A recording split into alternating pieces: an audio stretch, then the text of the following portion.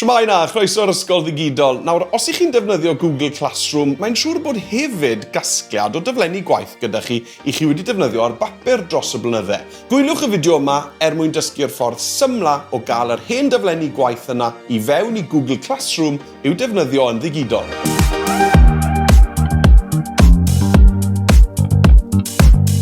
Mae'r dull yma dwi'n mynd i ddangos i chi yn gweithio gydag unrhyw daflenni gwaith o gwbl, boed bod chi wedi creu nhw ar Word, PowerPoint, Publisher, neu wedi lawrlwytho nhw fel PDF o wefannau fel Twinkle ac yn y blaen. Na gyd sy'n eisiau chi mwyn dilyn y tutorial yma yw bod Google Classroom ar agor gyda chi a bod y daflen waith ta beth mae arno gyda chi ar agor hefyd ar sgrin y cyfrifiadur. Os hoffech chi gael copi PDF o'r canllawiau yma i'w argraffu, cliciwch ar y ddolen o dan y fideo neu ewch i ysgoldigidol.cymru/taflenni gwaith GC ac fe na i e-bostio'r PDF na i chi yn rhad ac am ddim yn syth. Iawn, mae'r tutorial yma yn mynd i gymeryd 5 munud yn unig, felly 5 munud ar y cloc a bant â ni.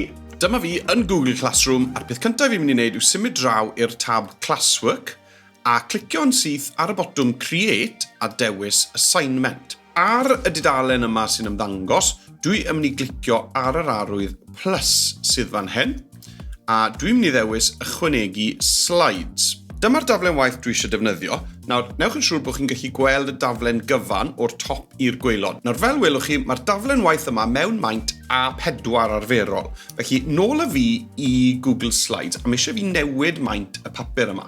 Felly, mwyn gwneud hynny, dwi'n clicio ar File ac yna'n symud lawr i Page Setup ar waelod y ddewislen.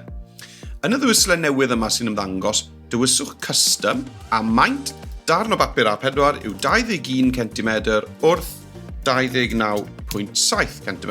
Cliciwch Apply a bydd y daflen yma yn newid i faint A4.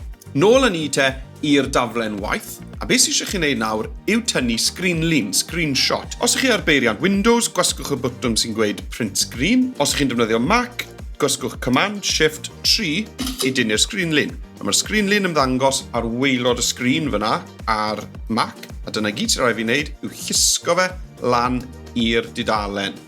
Os ych chi ar PC, bydd jyst angen i chi wasgu Ctrl-V a i chi yn union yr un man na fi nawr. Nesaf mae angen i ni ail-feintio hwn a tocio y daflen i ffitio y papur. Felly mwyn gwneud hynny, cliciwch ddwywaith ar y llun ac fe welwch chi y botymau yma ar ochr y bariau D yma, dolenni D. Defnyddiwch y dolenni D mwyn tocio y daflen waith i ddangos y mylon gwyn y daflen reiddiol yn unig a torri gweddill y sgrinlun allan. Fel na, unwaith chi'n hapus gyda'r tocio, gwasgwch fotwm Enter ar y bysellfwrdd. Iawn, beth dwi'n mynd i wneud nawr yw alunio hwnna gyda chornel top ochr chwith y daflen. Fel chi'n gweld, mae'r llunellau coch yna yn helpu fi. A wedyn, yn syml iawn, dwi'n mynd i gydio yn chornel gwaelod ochr dde y sgrinlun a ymestynau fel bod ni'n llenwi y daflen. Nesaf mae angen i wneud yn siŵr bod neb o'r disgyblion yn mynd i symud na dileu yr sgrinlun yma fel hyn ar ddamwain. Felly, mwyn gwneud hynny, be chi'n mynd i wneud yw glicio right-click ar y daflen, mynd lawr i waelod y ddewislen a dewis Add to Theme ac yna clicio ar Theme. Nawr beth sy'n digwydd yw, mae'r sgrinlun nawr wedi symud i'r meistr, i'r sleid feistr. Felly fel chi'n gallu gweld, dwi ddim yn gallu symud ar agor. Nawr, mae'r blychau testyn greiddiol yma fan hyn, dwi'n mynd i gwared ar rhain. A beth dwi'n mynd i wneud nesaf yw ychwanegu blychau testyn fy hunan ble dwi eisiau nhw ar y daflen. Felly mwyn gwneud hynny, dwi'n dod lan fan hyn a dwi'n dewis text box a dwi yn llusgo ble dwi'n moyn yr un cyntaf, felly lan fan hyn o'r dyddiad, llusgo, dyna ni. Yn y ddewislen yma, dwi'n mynd i ddewis Do Not Auto-Fit achos dwi eisiau i'r blychau testyn yma i fod yr un maint bob tro. Stopiwch y cloc yn fynd hedwch i ni gael tynnu anadl. Nawr, os ych chi'n cael gwerth mas o'r fideo yma a unrhyw un o fideos eraill yr ysgol ddigidol, yna bydda fe'n help mawr i fi petasech chi yn dilyn y dudalen Facebook, yn tansgrifo i'r sianel ar YouTube ac yn clicio bod chi'n hoffi'r fideo yma.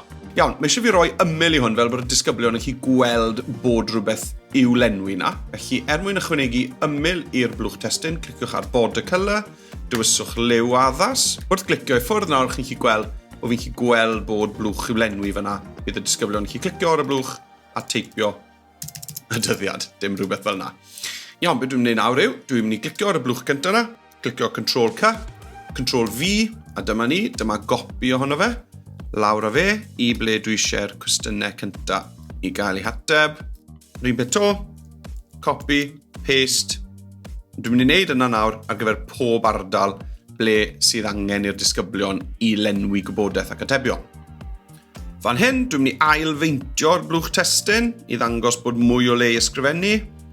Copio'r un mawr yma, lawr fan hyn i'r blwch adborth athro. Iawn, mae'r daflen yn barod y disgyblion. Dewch i ni gael arbed hwnna gyda enw synhwyrol, felly taflen, waith, taenlen yw hwn. Gosgi enter, a ni'n barod nawr i osod yr seiniau yna. Felly, allwch chi gau'r tab yma, clicio'r X, a dyma y daflen waith i ni newydd greu.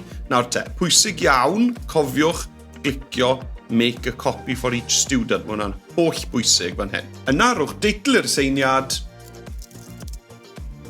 Os ych chi eisiau, allwch chi osod y pwyntiau, dyddiad cau, a gosod y dasg o fewn topig, neu os na, just cliciwch ar y botwm sy'n dweud assign. A dyna ni, nôl ar dalen classwork, mae'r daflen waith na nawr wedi cael ei aseinio i bob un o'ch disgyblion chi ar wahân. Dyna ni, mae wir mor syml â hynny.